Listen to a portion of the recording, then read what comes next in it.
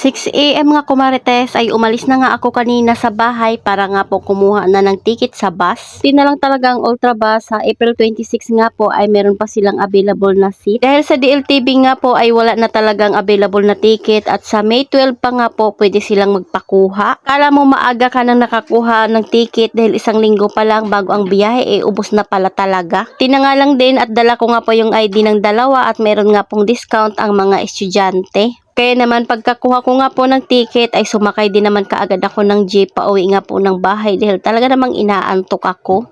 Abay ilang years na nga rin pa akong hindi na nakakasakay ng jeep dahil hindi nga po ako lumalabas ng bahay. Ito naman nga po ay kahapon ng linggo ay tinupi ko na nga po itong aming tupiin dahil nga po si Jowa dyan ay tinatapos na nga rin po yung bintana namin. Tapos ko nga magbilang ng mga barya na inipon namin, ito namang damit yung aking hahawakan para matupi ko na nga po ito.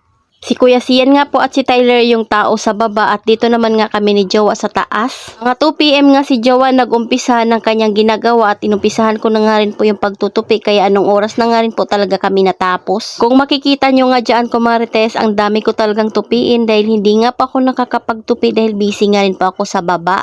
Siyempre, pag may tindahan ka, ay priority mo rin talaga yung tindahan mo at siyempre marami ka pang ginagawa doon. Kung nga ay magtutupi na ako para unti-unti ko na nga pong hahanapin yung mga damit na dadalhin namin. At ang sabi ko nga sa kanya ay diretso na nga rin po kami linis dito para naman nga po pag umalis kami ay malinis nga po yung bahay. Tanggal pala muna dyan ni Jowa yung bintana dahil pwede mo naman nga po tanggalin iyan. Yung hangin nga po ay papasok dito sa loob ng bahay namin. Halos damit ko nga po ito, pati na nga rin po mga kumot, bedsheet dahil hindi nga po nila kaya itong tupiin. Kaya kahit sobrang naiinitan nga po kami dito ay tuloy-tuloy pa rin kami sa aming ginagawa. Ito talaga mga tupiin ko marites, yung madalas na nakaupo nga po dito sa aming sofa. Pero dahil sa sobrang init nga dito sa taas ay bihira lang din talaga ang may tao dito. Si Kuya Sian at si Tyler nga ay dito natutulog sa may pinagtutupian ko dahil mainit nga po doon sa higaan nila. Nagabihan nga ko marites ay naligo na nga muna ako bago nga maglinis dito. Tapos na nga rin po pala ni Jowa yung kanyang ginagawa at ikakabit niya na nga lang po iyan. Di pa nga niya na ikakabit iyan dahil sabi niya nga baka lalagyan niya muna ng pintura. Habang busy siya dyan, ako naman nga po ay maglilinis na muna dito at magwawalis. Ano naman yung mga fake money nga po nung dalawa ay nakakalat pa sa higaan nila. Kaya meron nga pong clip pan dyan sa upuan ko marites para naman nga po hindi sila mainitan pag matutulog. Tapos pa nga yung bintana dyan at nagkakatulang talaga sila para naman nga po hindi nga sila mainitan. Sigurado pag nakauwi nga kami kumarites ay magbababad talaga sila sa ilog.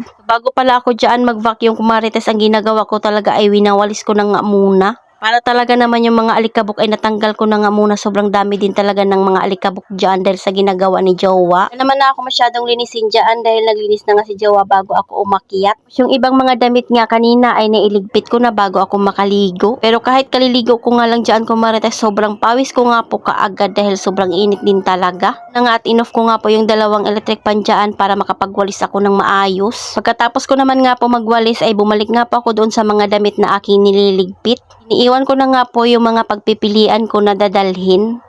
Grabe na talaga yung pawis ko dyan kumarites kaya nagpunas na nga muna ako. Tapos kung magwalis dyan at maglinis, balik na naman nga po ako dito sa damit na aking mga nililigpit. Tawasan ko na nga po ulit at tinanggal ko na nga po yung mga hindi ko naman nakailangan. Siyempre ayan at hindi ko na nga muna tinanggal yung ibang damit ayan at medyo malinis na at nakaayos pa. Magtitindahan serye na naman nga po tayo kumarites. Beef, chicken, hipon.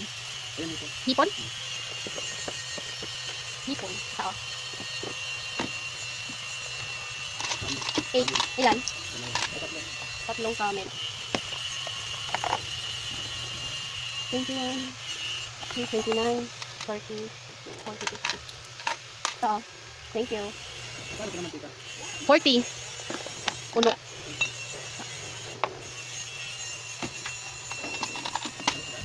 Thank you. Saan be? Grapes? Oh, thank you.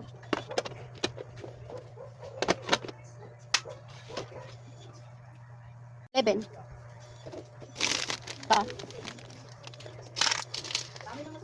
Thank you. Dos. Plastic? Sure ka? Pakan. Sige, taktak mo lang kayo. Hiwalay na yun. Oops. Thank you. Taa.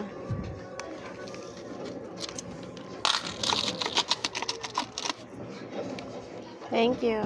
Kulay green? Opo. Paa. Pinabi.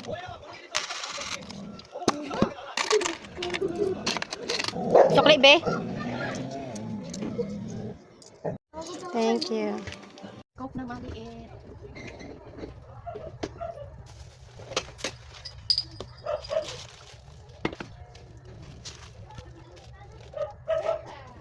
Kasali ako dyan pa?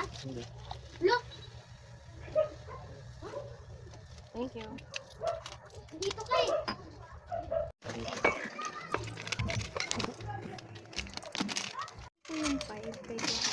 Okay. Thank you. Saan magbantay? Isa? Ito po. Thank you. Saan kayo bumili? Saan kayo bumili? Ha? Saan bumili? Ng brother. Sa taas. Sandal. Sa taas. Ano bilang mo? Sa pagkakos mo. Dito ka na. Taas. Kaya. Sige.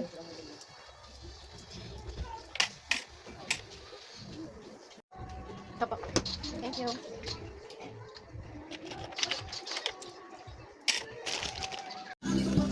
Saan? Ay, mana? Thank you. Ito si Satres dalawa. Thank you.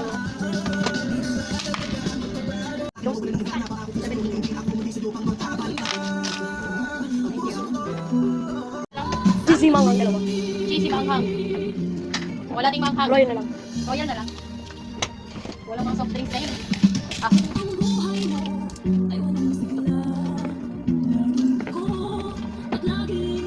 Walang cheesy.